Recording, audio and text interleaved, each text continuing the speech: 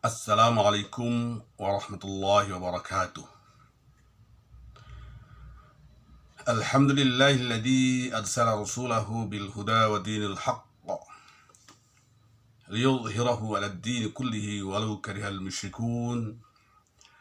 Asyhadu an la ilaha illallah wahdahu la syarika lah. Al-malikul haqqul mubin. Wa asyhadu anna Muhammadan 'abduhu wa rasuluh. Shadiqul wa'dil amin. Allahumma fasalli wa sallim ala sayyidina Muhammadin sayyidil mursalin wa ala alihi wa ashabihi wa tabi'in wa tabi'ihim bi ihsanin ila yaumiddin. Qala Allah ta'ala fi kitabihil karim, a'udzu billahi minasyaitonir rajim. Fa idza qara'tal Qur'ana fasta'idz billahi minasyaitonir rajim. Wa qala Rasulullah sallallahu alaihi wasallam, kullu amrin di balin la yubda'u bi bismillahi fahuwa aqta'u. Hadithun hasanun hassanahu al-imam an-Nawawi ad-Dimashqi wa Ibnu Hajar al-Asqalani wa sahhahu Ibnu Daqiq al-Id wa Ibnu al-Mulqin. Para alim, para masyayikh, mohon izin perkenankanlah saya menyampaikan apa yang saya pelajari, saya dengar, saya dapatkan dari guru-guru saya, beserta kaidah yang diberikan oleh beliau-beliau kepada saya tentang bagaimana membaca ta'awudz dan basmalah. Ta'awudz artinya membaca a'udzu billahi minasyaitonir rajim. Basmalah artinya membaca bismillahirrahmanirrahim. Beberapa kaidah yang penting ketika membaca ini adalah, yang pertama, mura'atul makhraj, perhatikan makhraj. Ada yang penting di dalam pengucapan ta'awudz dan basmalah ini adalah, yang pertama, bedakan antara membaca hamzah dengan ain. Yang kedua, perhatikan membaca zal, yaitu torful lisan ketemu dengan torful thaniyatain al-uliyatain. Ujung lidah bertemu dengan dua ujung gigi seri. Yang ketiga, perhatikan membaca shin, syai. Syai ini maharotnya sama dengan ya dan jim. Jadi tidak perlu menggunakan bibir syai, syai, syai. Seperti mengucapkan ya, ja, sya, sya, sya. Harus tafasyi, jemprot. Yang berikutnya adalah membaca huruf isti'la. Huruf-huruf isti'la dan tafkhim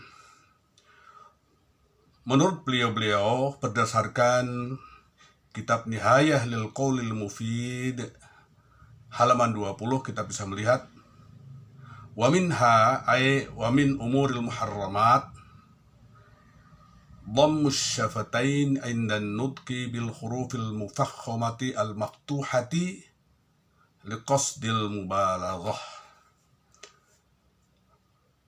Termasuk perkara-perkara muharramat yaitu mencucunya dua bibir ketika mengucapkan huruf-huruf mufakhamah al maftuhah, huruf-huruf tebal yang fathah, dengan tujuan untuk melebih-lebihkan.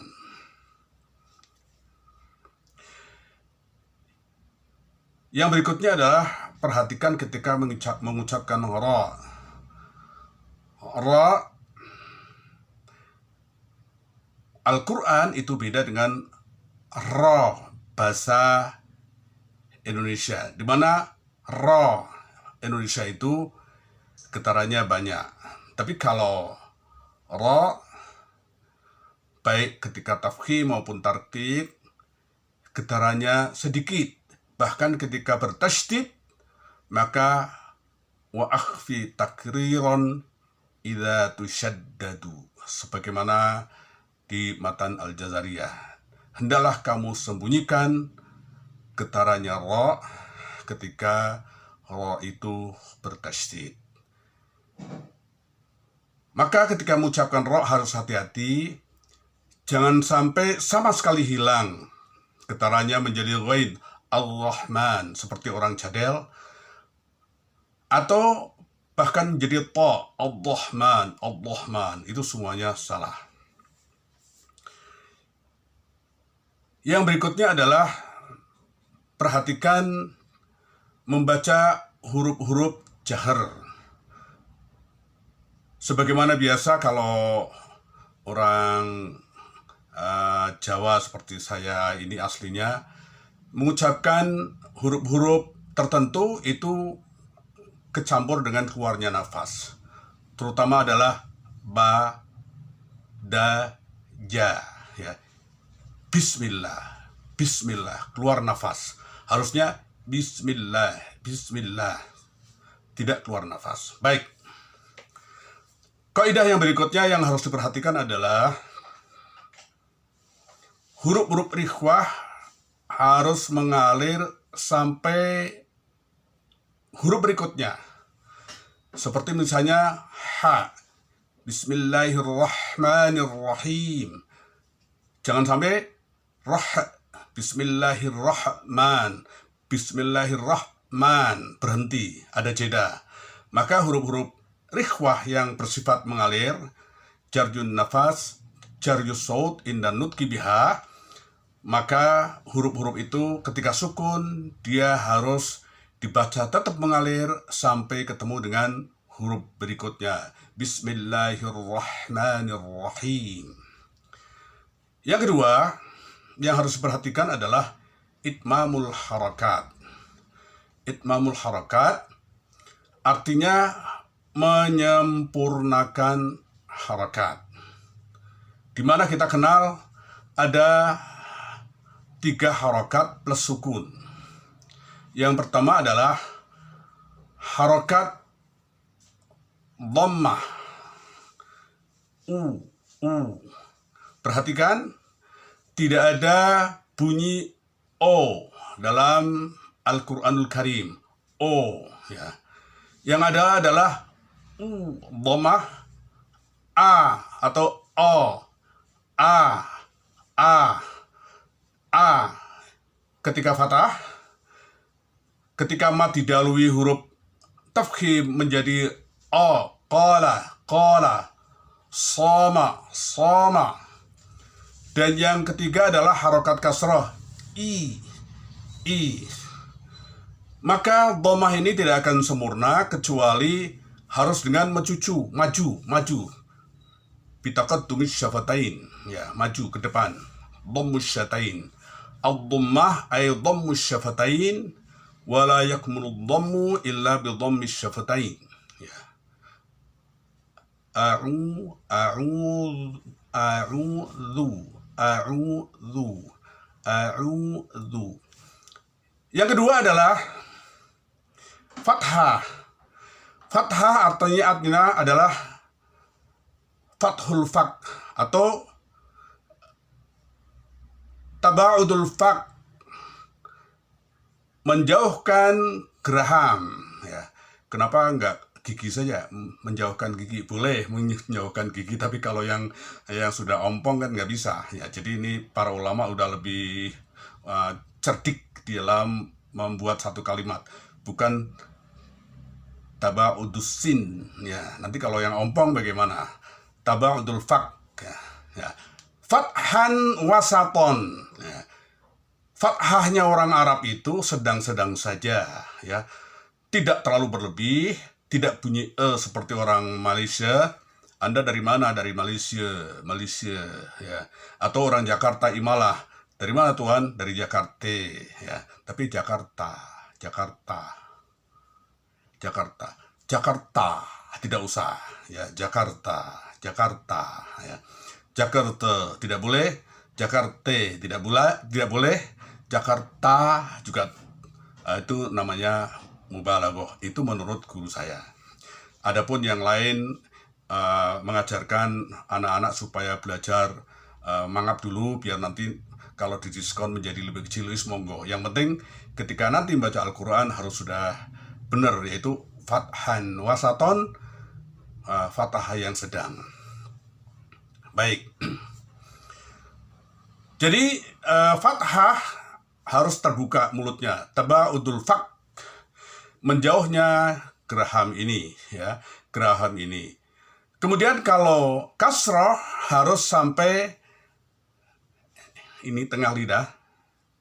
Tengah lidah itu sampai ke marotnya, ya, a, e, i, b, bukan b, b, ba, b, bismillah, b, sampai nempel ke marotnya, ya, bismillah. Kemudian yang berikutnya setelah dhammah, fathah dan kasrah, ya, maka yang berikutnya adalah sukun. Nah, sukun itu adalah